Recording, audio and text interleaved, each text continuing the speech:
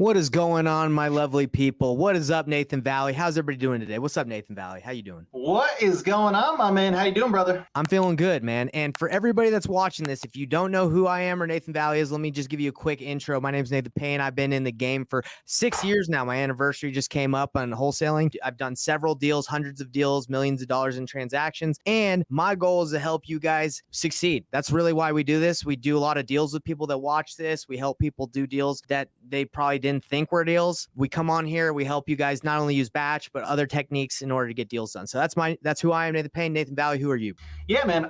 Still got to work on my like 10-second intro on who I am. But yeah, done a bunch of deals, done over 100 contracts in a single year. Sounds cool on paper. There's a lot of details people don't share. And the reason why we're doing this, guys, is there's a lot of struggling wholesalers out there, and I don't want you to be one of them. So with that being said, beautiful, bro, let's jump into it. Let's jump into it, guys. So look, when you hop on my calls, the way that I work is my last name is Payne. So painless flipping, we like to make the process of doing deals painless, right? Because it can be very painful if you don't know what you're doing in the real estate game. You can waste your time. You can waste sellers' time. You can waste your marketing money. You can do a lot of things wrong. So what our goal is not only to help you work through the transaction like painlessly, but we also want you guys to stop wasting your time. And like Nate said, there's a lot of struggling wholesalers. That's why we do this. So our plan, what our goal is for today is we're going to be talking to you guys exactly about how to get started into wholesaling. What the heck would we do if we were getting started over brand new? And our promise to you on today's call is you're going to be able to walk away from this and know exactly what to do, or what's the most important thing to do when getting started. And not only that, but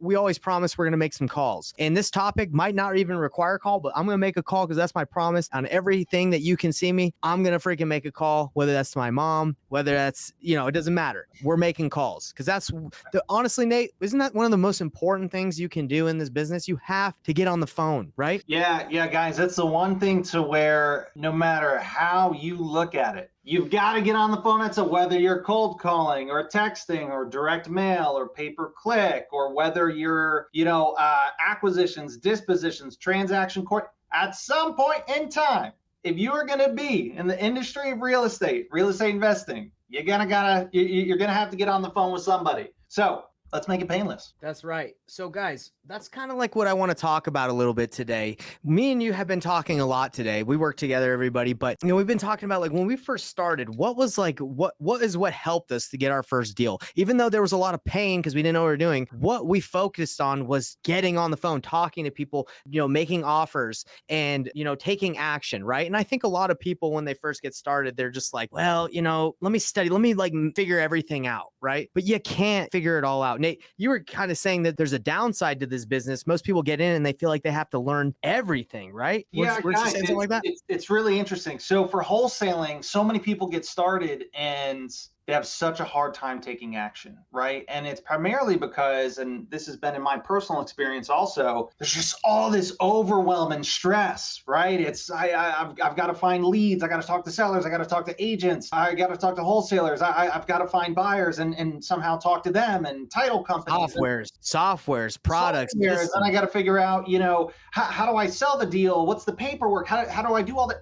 Right? And we're trying to do a million different things, right? And we're trying to wear 20 different hats, right? But that's not necessarily the best way to approach it, right? Guys, think of anything. If you were to be a real estate investor and you want to flip a house, there's a lot of different jobs that go into that, and you probably wouldn't do all of them, right? There's calling and negotiating, finding the deal, right? Well, then there's, okay, well, who's going to make all the money that I can use to buy the deal, right? And then, okay, well, who's going to be swinging the hammer to fix up the house, and who's going to, make all the materials, and then who's going to be the person to list and sell the house, and then who's going to be the person to represent the title, to be the title company and that in-between party, and then, right? So we don't wear all those hats, right? No, right? With real estate investing, we might only wear one or two of those hats. Most people don't. Now, they might have companies that fit every one of those roles, but with wholesaling, people take that same kind of flawed approach. Well, I need to be the lead generator, the prospector. I need to be the closer. I need to be the transaction coordinator. I need to be the dispositions manager and cultivating relationships and the follow-up specialist.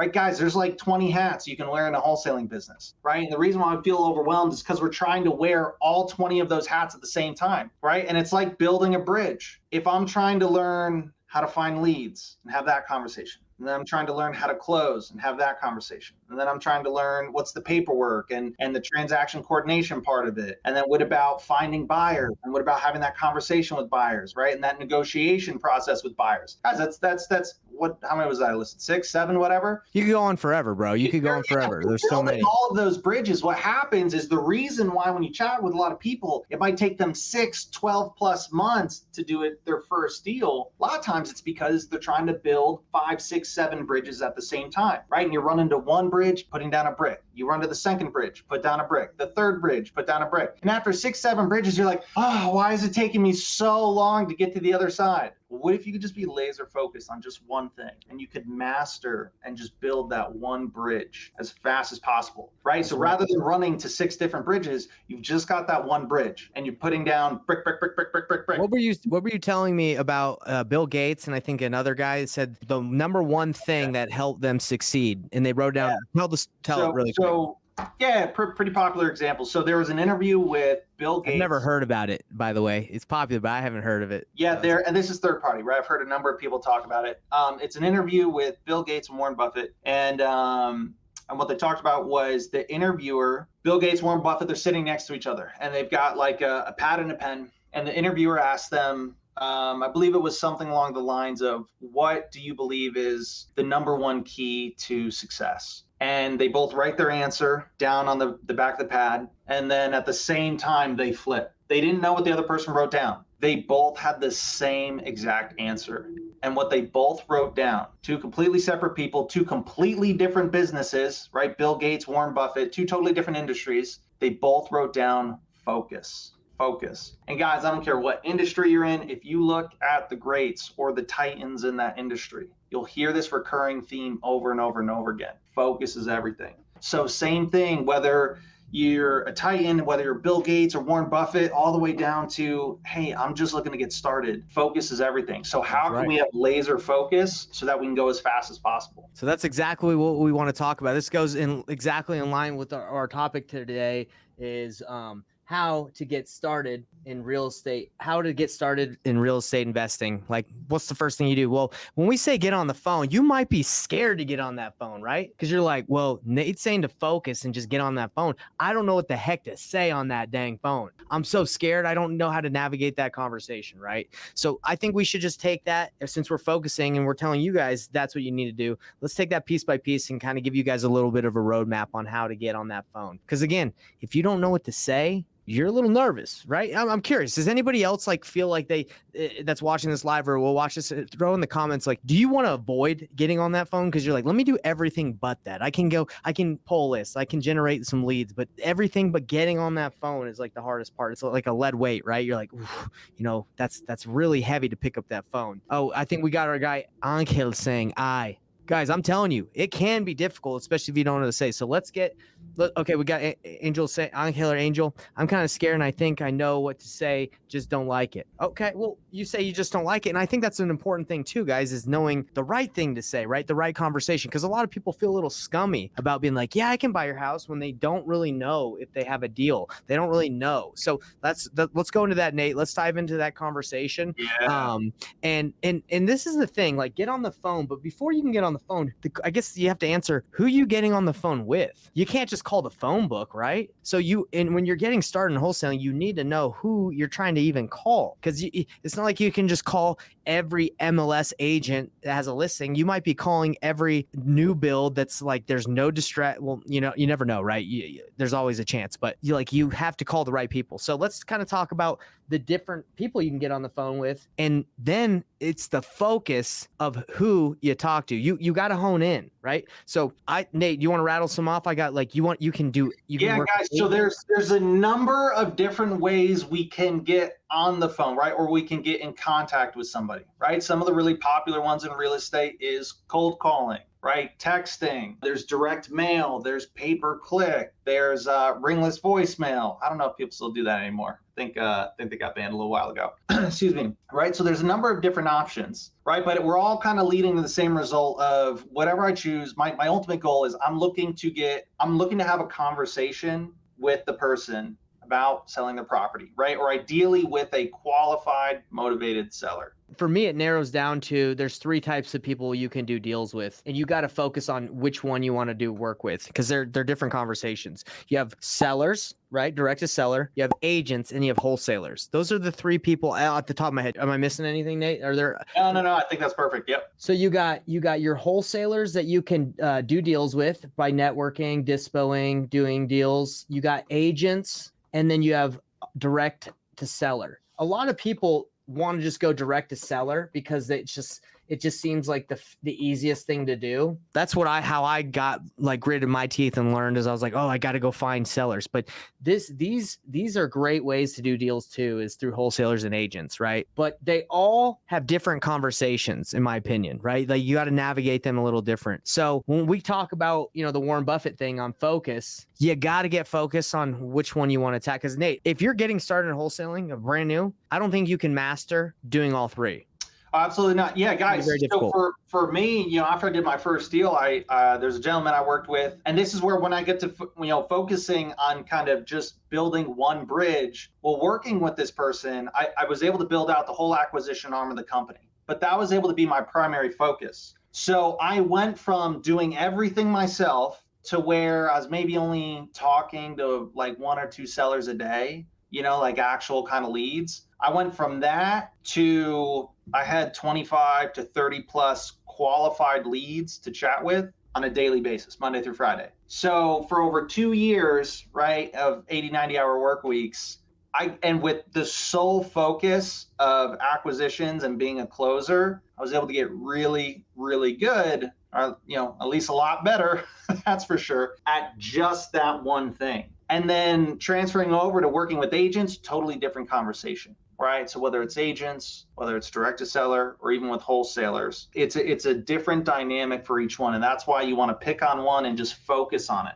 Right. And there's principles that you've learned that you've carried over to all of them. And that's just through the sales skills that you've learned, right? So let's dive in to what's that conversation? We're saying, hey guys, focus, get on the freaking phone. I know it's scary, but then, okay, great, Nate, I'll get on that phone. I'm going to pick direct to seller because we're on the batch call. So I can pull lists, I can skip trace, what do I say? So I think it's important that we discuss right now, what is it that you try to discover or what you're trying to find when you get on the phone with a direct to seller? And we're doing a deal right now. And, the process that we do is different than the traditional wholesale that most people teach. Most people teach just, make an offer, get it locked up, then try to sell it. We do the opposite. The painless flipping way is we don't even get it under contract until we have an offer from a buyer. And then we lock it up because we know how big the spread is from what the seller wants and what our buyer will pay. So we sometimes make whale deals, big deals out of deals that probably would have been tiny because of the process. And we navigate a little bit differently, but we're not going to dive too much into that. But let's talk about the direct to seller route. We're going to go a little bit deeper. Yeah, and just one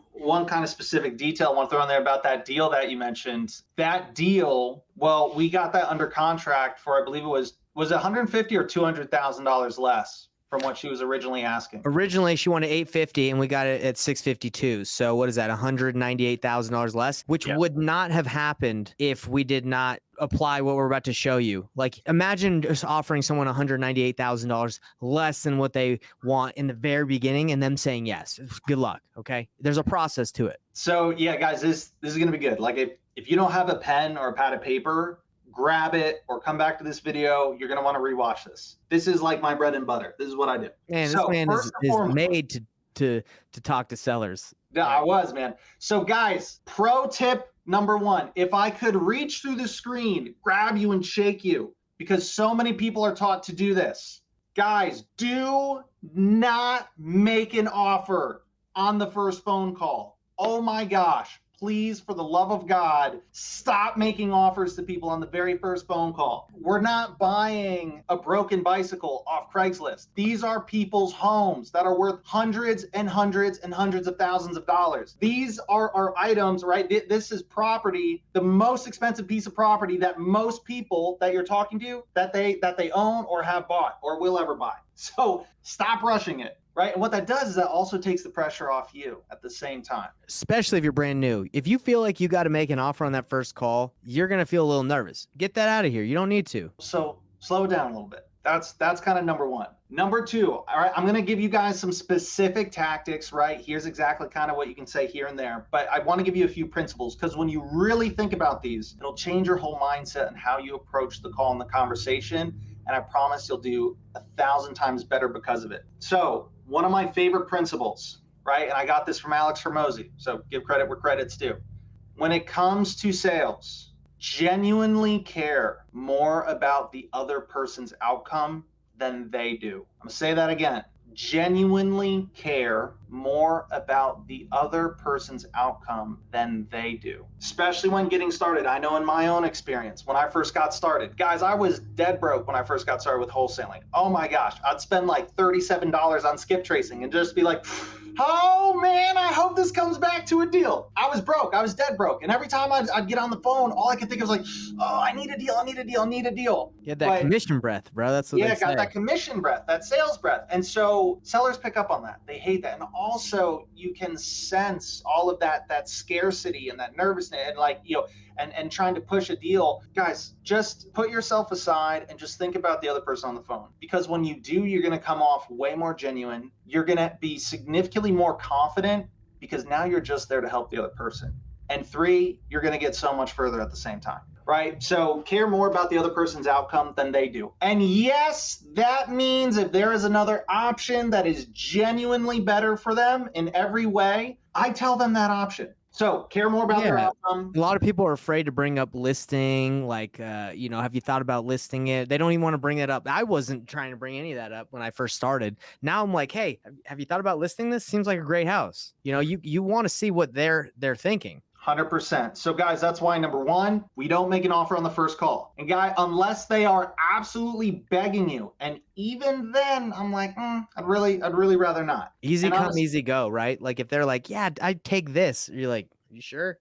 Just be in your back of your bed, be like, all right, hold on. So don't make an offer on the first call, right? Genuinely care more about their outcome than they do. And then number three is going back to the offers. Guys, when making an offer, and again, this is also from Alex Hormozy. He's got a lot of great stuff. When making an offer, he said, he's like, offers should be like proposals. Making an offer should be like a proposal. Now, what does that mean?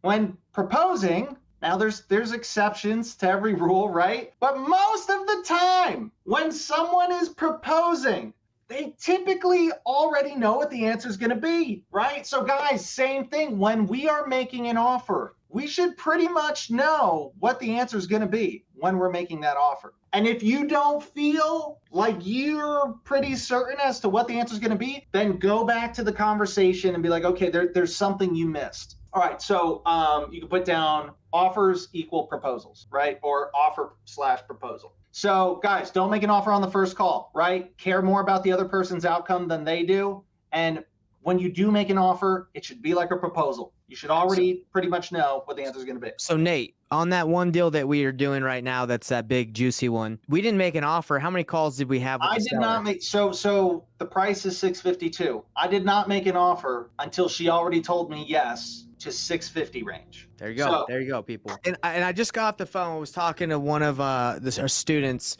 earlier, and he was saying that he's really good at follow-up. He was really prided himself in follow-up because what he was doing and what he does is he makes offers and then they say no, right? There's no proposal part. He just makes offers that will work, and then he just follows up with them nonstop. And I'm like, bro, my follow-up game is actually pretty weak because I don't really make that offer until I won't say it's weak in the sense like I make an offer and I follow up to find out if they say yes. I don't make an offer until I know. So I'm really there's really not too much follow-up in the sense of like, hey, you accept my offer? It's more of like, I know where they're at. So I don't even really feel like I'm following up, right? Like, it's just like, you're just, what's going on in the situation. So you're like having a discussion. There's no, hey, just checking in to see if you're still interested in, my offer, or selling. No, like we're having deeper conversations than that. Like, if you're just calling to see if they'll accept your offer and that's your follow-up, I think you're pretty close to losing the deal to someone like me. So guys, those are some core principles that you always want to keep in mind, right? So now let's move into, okay, Nate, yeah, that's cool. Yeah, no, I don't really care about principles. Come on, give me what are the one-liners? Give me the juice, dude. Yeah, give me the juice. So let's go into a couple things. What are some stuff that I can start saying? and start doing tactically. Yeah, and let's kind of keep it higher level for the people that are brand new, right? Like, what are they looking for when they're talking? What are they looking for, right? So That's the main thing.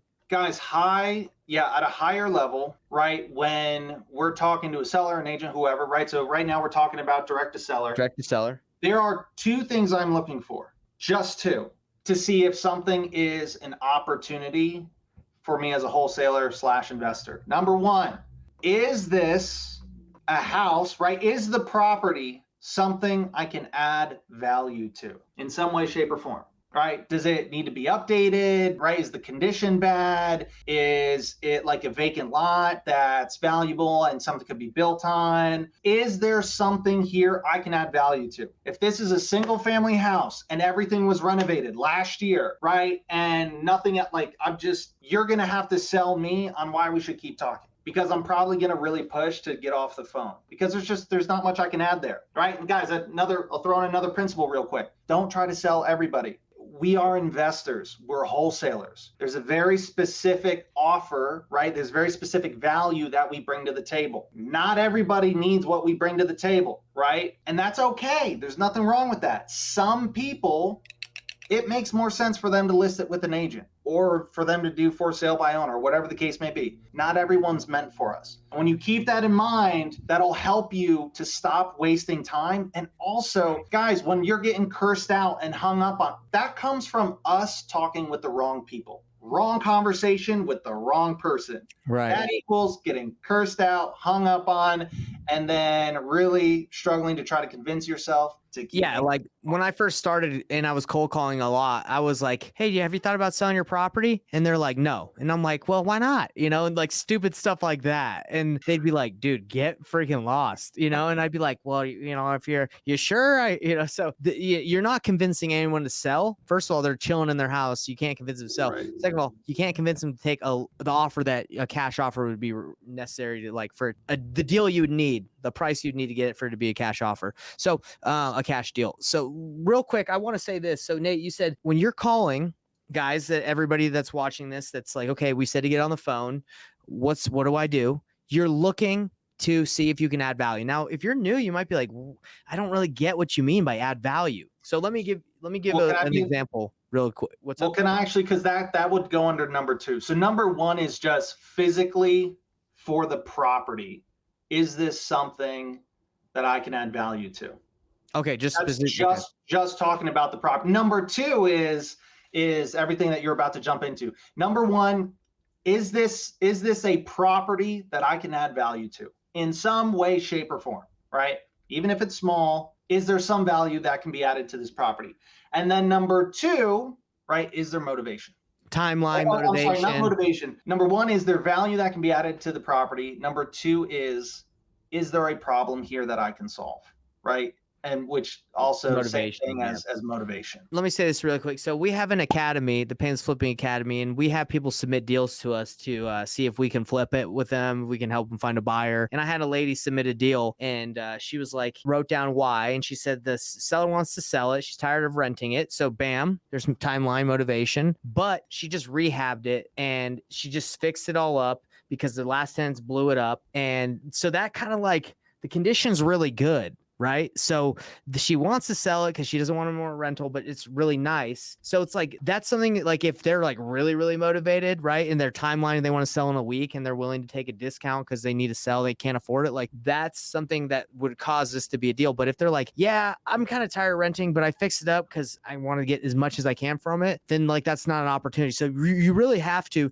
know, again, where you can add the value and if it's an opportunity or not, right? That's the most, if you guys can get one thing when you first get started is having like a radar or a sensor, like a spider sense, where it's like bing, bing, bing, bing. This is an opportunity. That's really the first and the most important thing you can do when you get started. And guys, so right, we're trying to find out, is this a property that we can add value to? And number two, is there a problem here that we can solve? Now, how do we find out those two things? Here's the actual tactics, right? What does it mean? Me, Nathan, right? Nate, what do I say? What do I do to check those two boxes, right? Which is what we're looking for. Like those two things is what I consider a qualified lead. So how do I qualify a lead? I do it by disqualifying the lead. Let me explain. So when I'm talking to a seller, right? Hey, Mr. Ms. So-and-so, I was calling you, do you own the house on 123 Main Street? Or, yeah, you text me about your house that you own here, whatever, right? We get into the conversation. Yeah, love to chat with you a little bit about it. Why don't you tell me a little bit about the condition, right? So tell me a little bit about the property. Oh, well, it's got this, it's got that, blah, blah, blah.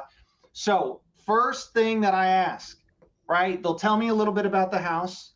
And then I ask, right? I'm asking disqualifying questions. So I'll pause, right? He'll tell me, oh yeah, it's, there's a door, just put on a roof, it's got that.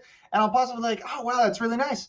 Hey, Mr. Seller, let me ask you, have you thought of, maybe just listing it with an agent and sort of going that route? Question number one. Have you thought about listing it with an agent? Why do we do that, guys? And let me tell you, some of these questions might scare some people. They're like, oh, Nate, but won't they go and do that? Guys, I promise you, you're not introducing anything that they haven't already thought of. It's not like they'll be like, oh my gosh, I didn't realize there were real estate agents, right? That's okay. And again, guys, we're looking for the people that we can serve. Again, we genuinely care more about their outcome than they do. So if for some reason, right, you find that unicorn seller that's like, oh my gosh, what is a real estate agent? And you explain it, and they're like, wow, that is 1000% the perfect fit for me. Then I'll show them how to find it. Like, okay, here, great, I'll connect you with somebody, right? And then we get to move on to somebody we can help. So number one, have you thought about listing it with an agent? Because what actually happens, guys, right? I've talked to a lot of sellers. I've never had anybody say, oh, I've never thought about that. No, the answer is typically one or two things. They're either going to say, yeah, we're chatting with one on Wednesday and probably planning to list it the week after that. At which point, great, I can cut right to the chase and I don't need to have a 45-minute conversation because I already know, oh, okay, right? And I'll cut right to, hey, oh, got it. Yeah, I'll be honest, I'm probably not the right buyer for you. Yeah, I'm able to pay cash, do this and that, but honestly, you're going to be able to make a lot more money listing it on the market. Right. And then exactly, they're going to do that and they're going to be like, yeah, right. And I'm going to say 100%, well, hey, if circumstances change, feel free to call me back. And then they happily say, thank you so much. Have a great rest of your day. We get off the phone and I can get on the call with the next person rather than trying to shove an offer down their throat that leaves them cursing me out and hanging up. Yeah, there's no reason, right? And another thing that happens, which is really cool, is they tell you if that's not what they wanted, they tell you what they want. They say, no, I don't want to list it. I'm only looking for cash offers, right? So exactly. It gives you both things. So like if you're brand new to real estate investing or wholesaling and you get on that phone and that's the first question you ask to someone that says, yes, I want to sell, that's a good step. I think you're in a good spot. Right. And guys, that's exactly it, because what we're doing is we're asking disqualifying questions, right? We're pretty much listing every single one of their other options. And what they're doing is they are telling you why every one of those options is not the fit for them. And they are telling you why they are the perfect fit for you, right? AKA they are selling themselves on working with you, right? So because when they're like, oh, when you say, oh, hey, have you thought about listing with an agent? A lot of the times they're going to, if the answer is no, it's going to be like, oh, no, we don't want to list it with an agent because of blah, blah, blah. It's like, oh, okay, good to know, right? Now, so that's question number one. Have you thought about listing with an agent, right? I'm going to ask that question. They're going to tell me why. Great. Then I might ask a little bit more about, okay, got it. So now back to the house. So what about now the kitchen and the bathrooms? All right, they're going to tell me a little bit. Boom. Then I'm going to go into question number two. Hey, let me ask you, have you thought about maybe just doing, fixing the repairs yourself and then, maybe just listing it, right? Have you thought about maybe just fixing it up yourself? Again, we're not introducing anything they haven't thought of. There's a reason why they haven't done it, right? And again, if they're dead set on doing this, typically they'll tell you in the first 20 seconds of the call, right? They don't want to waste their time talking to a salesperson, right? Or someone trying to talk to them about buying their house. So again, hey, have you thought about fixing it up yourself? And then we're like, no. We're like, oh, okay, interesting. Well, hey, let me ask, why is that? Well, I'm too old. I don't have the money for the repairs. Don't have the time. Right, exactly. Whatever the reason is, they just told you, okay, that's another box checked, is why they're a good fit for me. Okay, got it. Back to the house. Then I'll ask, well, hey, let me ask, have you thought about maybe just renting it out Now, guys, this is a funny question. 9 times out of 10, right? And you can tell me if I'm wrong, but I almost guarantee you, 9 times out of 10, when you ask this question, hey, have you thought about renting it out? Before you even finish the sentence, 9 out of 10 people, when you're like, hey, have you thought about renting it? They're like, oh my God, no, wait, no, we're not renting it. We don't want to deal with tenant. We don't, right? It's one of the easiest questions you can ask, right? And you're like, oh, okay, like, all right, yeah, no rents, I got it, right? So we're gonna ask that one. And so then, let me stop you right here.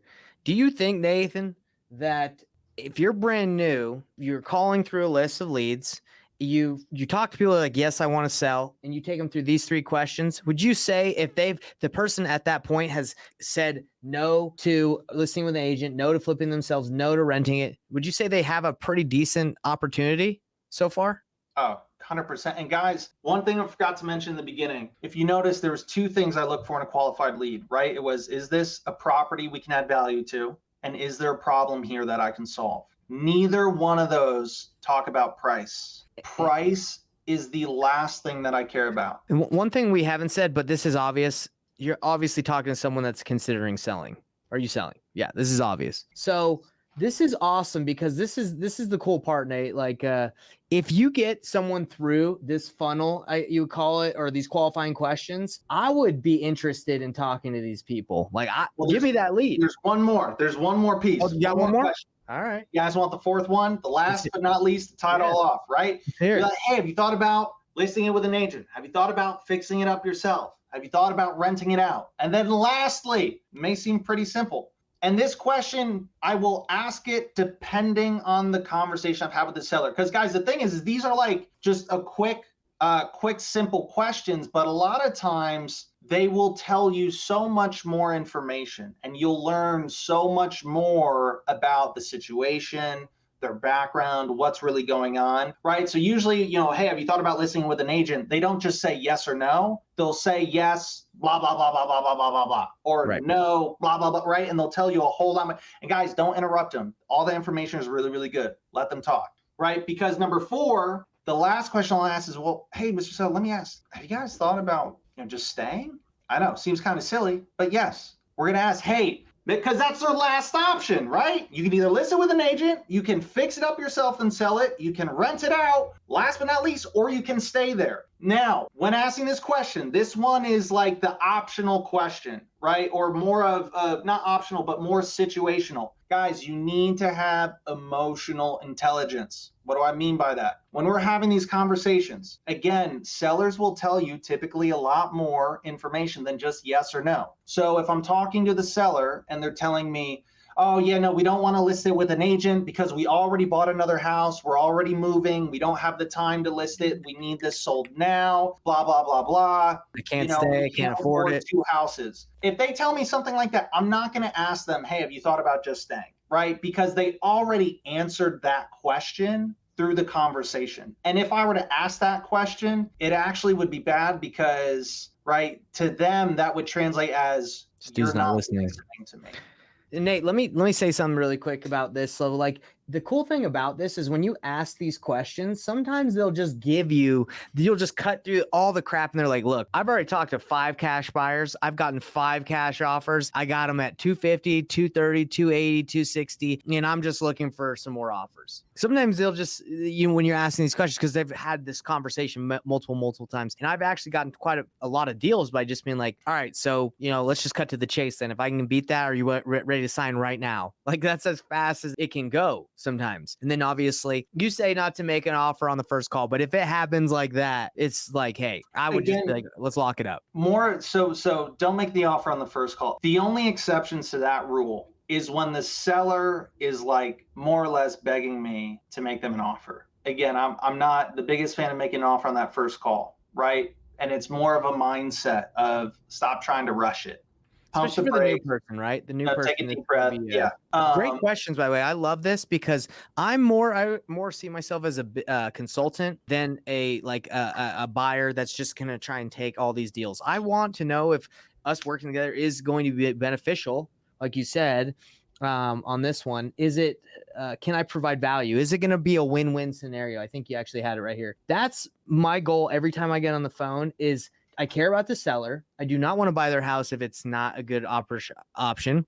Is this going to be a win-win? So if you go in with that mentality and you have no like sales commission breath, then these questions just are the best way to do it, because you're not trying to sell them. You're trying to consult them and figure out what's the best option for them. Do you agree? 100%, guys. And when having these conversations, right, so many people just spit out in the very beginning, in the first 10 seconds, oh, I'm a cash buyer. I can close in 30 days, pay all cash, no closing costs, blah, blah, blah. We don't even know what they want, right? Like they might not, like you might be saying all the things that's actually scaring them away. They might be the right person for you, but closing within 30 days, that might be their biggest fear of the whole scenario, right? The deal we have right now is not like, the timeline was not something that really was even brought up until later, right? So yeah. So guys, when having these conversations with sellers, you're not trying to sell them. I'm gonna say that again. We're not trying to sell them. I'm not trying to convince anybody to do anything. We're just trying to uncover all the information that we can. And then once we know all the information, that's when your job's really easy. Because now it's like, oh, okay, well, now that I see everything, well, this would be the best solution that I can offer you for that. And then guys, you know what my closing line is? What would you like to do? That's like, honest to God, guys, that's the closing line. Here's what we can do. What would you like to do? Right. And does that feel salesy? Does that feel like an uncomfortable conversation? Right. No, that's so much easier. Right. So would you say that's why, Nathan, would you say that's why it's not nerve-wracking to make calls? Because you have no motive to convince or force anyone to do anything. You're really just looking for the right win-win opportunity, right? 100%. 100%. And guys, price, you notice not once have we talked about price yet. Not once. Because the price, whether the person's asking for $1 million or whatever, when you go through all of this, guys, let's think about it. Let's like your cash offer, would need to be around 200,000. And the person's like, I want 500,000 for my house. If you go through all those questions, let's just say you're like, okay, I'm not going to care about them wanting 500. I'm not going to talk price or anything. I'm just going to say, okay, and then ask them more about the property, ask them the disqualifying questions. And then from there, if they check all the boxes, even if you're like, okay, like I know he says he wants 500,000, but I'm the only person he can work with. Like for all the things that he told me, his whole situation, the things that he absolutely needs, the seller can't work with anybody else. Nobody else can solve all those problems. So Nate, let me say, even if it's not a yes today, sorry, I just want to finish this point. So even if the guy is or gal is still stuck on the $500,000 number, again, that is still a massive win for you. And I'm not going to make the offer because I'm going to say, hey, you know what? I don't think I can get to that number right now, but let's stay in touch. Because now I know without a doubt, I have all the information. I know, ooh, this is a hot lead. I don't know if it's going to be today, tomorrow, next week, or next month, but I know I am the only person that can solve this seller's problem. I'm going to follow up with them because at some point, in order for them to solve their problem, they're going to have to sell to me or somebody like me. So exactly. So let's talk about the deal, the $35,000 deal we did. The agent, the seller, remember the one that we did in Layton? So the seller, the agent, they wanted like $250. No, they wanted like in the beginning, like $350. That's what she told us. And when I hear a price that's usually high, it's because they just looked at Zillow and they're like, oh, that's what I think my house is worth. I don't care. It's like in one ear, out the other. As soon as I hear them, like, okay, obviously they want as much as they can get. Then the questions come out to find out, is this an opportunity? And that was an opportunity. Guy needed to sell quickly. He had a problem. He wanted to stay in it after close. The house is distressed. A lot of issues. Same thing with the one we're working with right now. The condition is fine, but there's tons of motivation. There's tons of problems to be solved. Doesn't want a ton of people walking it. So we're letting you guys know and showing you guys that price on both of those we're referring to out of the hundreds that we've done, price is usually always comes in way higher. You get lucky if someone just lowballs themselves. You really are just like, and by the way, when someone really lowballs themselves, I don't even consider it lucky because I say, hey, I still go through these things. I'm like, are you sure? Have you thought about listing it? Like you don't want to just be like, oh, great. You want $100,000 less than Zillow says? Let's lock it up right now. Cause they're not going to be immediately signed. They're going to be like, well, there's going to be some apprehension even if they go low. So anyway. Guys, and one last thing I'll say about that deal specifically, right? Because we just touched on when you ask all those questions, right? I didn't say what our offer could be up front because if I did, we would have lost the deal. I wanted to wait, right? We waited, we asked questions, we learned, we uncover all the information that we can, right? We learn what's going on with the entire situation. And then we put on a silver platter the perfect solution that solves all of that seller's problems. Right. That is exactly what we did on this deal, because there was a lot of competition on this deal. There was a lot of other wholesalers. Yeah, we And beat the we beat other some gurus, wholesalers, baby. We beat some other the other gurus in my wholesalers market. offers, the other wholesalers offers were like $20,000, $30,000 higher than our offer. You might say, well, Nate, how did you guys get that deal? Like 20, 30 grand, that's a big chunk of money. Well, the reason is because I knew what was important to the seller. Of course, everybody wants to get as much money as possible, but the seller, he was about to lose his home to foreclosure. Certainty was extremely important because he was at the end of his timeline. If somebody had an inspection period, which all the wholesalers did, right? If they had an inspection period on the offer, if they weren't able to sell that deal, he would have lost over $200,000 that he got for that. He would have lost everything. Now, aside from certainty was really important to him. Aside from that, another thing that was really important to him, well, even if he gets a perfect price and he gets certainty, well, if we close on a Wednesday, he's got to be out on Wednesday. But he's broke. He's losing the home to foreclosure. He doesn't have any money. And so he didn't have anywhere to go. And so he was nervous about, well, he knows it's going to take a little bit of time, maybe a few days from when closing happens to when he actually gets the money and then can go, find a place and whatnot. So we were able to solve that problem and say, well, hey, Mr. Seller, well, what if we were able to do an offer to where on closing, you would get half of your money and you can stay in the property for an additional 2 weeks and you can take your time, find a new place, no rush, and then you can move out. And then once you move out, you'll get the rest of the money sent to you. So what did we do? Our offer, yes, it was $20,000, $30,000 less, but certainty was extremely important. So what did our offer have? Our offer had 0 days due diligence. It had a $50,000 non-refundable earnest money deposit, and it had that additional clause to where he could stay in the house for an additional 14 days and get half the money, right? We solved all of his problems. It wasn't until we knew all the information that we made the perfect offer. And that's why our offer, $20,000, $30,000 less, was an absolutely no-brainer for him. Right. It was the easiest, obvious choice. Do we have this under contract? What's that? We didn't have it under contract either. Yeah, guys, we didn't have it under contract. But that's another story. But guys, I just want to say, we were able to, it's not just about price. We were able to serve that seller at such a higher level, right? Again, because we genuinely cared about that person's outcome. So I wanted to understand everything going on. And so I could put together all the pieces that best serves him. Now, the real secret sauce, if you're wondering, well, Nate, that sounds cool for you, but I can't do 0 days due diligence period and a $50,000 non-refundable earnest money deposit. And my answer to that is, yes, you can, because we didn't use our money. Now that's another conversation for another day. Never. I haven't used my own money to wholesale, EMD, anything for years. $0. Okay. But hey, look, this call's been going great and it's been going long.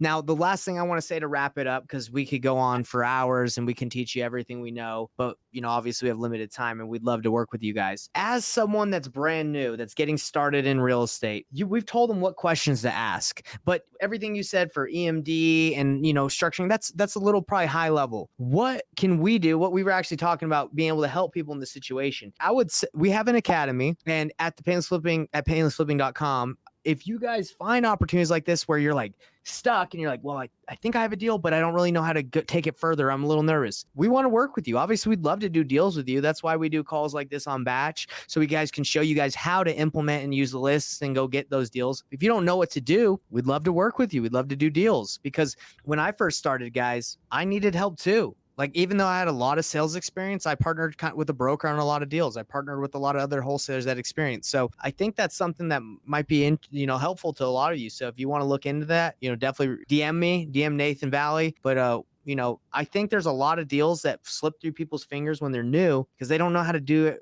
everything yet, but this is where it starts. Yeah, guys, and just one quick thing, painlessflipping.com, when we talk about that and talk about working with us, it's not like a $20,000 mentorship. It's literally the cost of a cup of coffee, so check it out. We give you a ridiculous amount of free gifts just for checking it out. And It's it, on. oh my gosh, it literally has everything. So yeah, if you're interested, check it out. Love to work with you guys. Love to help you out. That's something that we're really passionate about. We want to work with a lot more people, working with you guys, and also on deals that we have, we want to work with you guys. We know there's going to be some buyers that you have relationships with, and some buyers that we have relationships with. Love to work together. Love to help you out where we can. And yeah, guys, stay tuned. We're going to be hopping on here a lot more with you guys. I hope this was valuable. I hope this was able to help you guys out in some way, shape, or form. Do me a favor, everybody. If this was helpful, if you're watching this live or you watch this later, just give this a like. Give this a like or a comment, because that tells the algorithm that you've liked this stuff. If this has been helpful, please let us know, because we definitely want to bring you stuff that you're gonna be able to apply. We're trying to teach you guys like exactly what we would do. We're not trying to fluff you up. Like this is really what we do. And we're in the trenches. It's not like we did a deal a year ago or 5 years ago, and we're just teaching what worked then. This is working now. And I'll say the last thing. The deals we're doing, I don't think if people did them the traditional way, they would work, or they would get as big as spreads. If you approach it this way, you will make more money. Everyone will be happy. The seller and the buyer, everyone feels comfortable. And we've talked about this. It's doing deals the painless way. It's doing things ethically. It's not ethical to say to someone, hey, I can buy your house at this price, not know, lock it up, take 5 days, and waste their time, and then try to renegotiate. That's not what we do. We do it the painless way. We do it the right way. And when we want to teach you guys all how to do it. So anyway. Guys, perfect example. And I'll end on this. That house that we made $35,000 on, all those other wholesalers said they're the cash buyer with an inspection period. If they couldn't fulfill on their promises, and that seller lost his home and lost over $200,000 that he could have gotten, does that feel like the business you want to be in? Right? Probably not. And my guess is, because this is what was true for me, and I'm just like being real with you guys. In the very beginning, I had a really hard, like same as probably a lot of you, right? I was like, I had a lot of resistance with talking with people, right? Whether it was cold calling, texting, whatever, right? Talking to sellers, agents, whoever. And it's because I was having this internal conflict to where I know this is what everyone's telling me to do, but I can't help but feel like I'm being a little bit dishonest. And that really bothered me for a long time. Right? That's what we call traditional wholesaling. There's a new way to where you can be honest, you can be ethical. Guys, that wholesale deal that we did, everybody knew, the agent, the seller, listed. It was listed. We were wholesaling it. They knew it wasn't our earnest money. They knew we weren't buying. And that's every single deal that we do. Every single deal that we do, everybody knows exactly what's going on. And now I don't necessarily word it, hi, can I wholesale this property? No, there's a proper way to go about it and framing it. But guys, there is a better way. And trust me, the business is so much better, and it's 1,000 times easier when everybody knows what's going on. So again, if that interests you at all, go to painlessflipping.com, check it out. Love to see you guys there. The house was listed, everybody, and she added in an addendum that and had the seller sign off their whole, they're signing it. Anyway, we could go on for hours and hours and hours. Guys, we love this. We love doing it this way. I don't lose sleep like I used to. I used to be like, oh, I hope he signs. I hope he doesn't see the wholesale fee.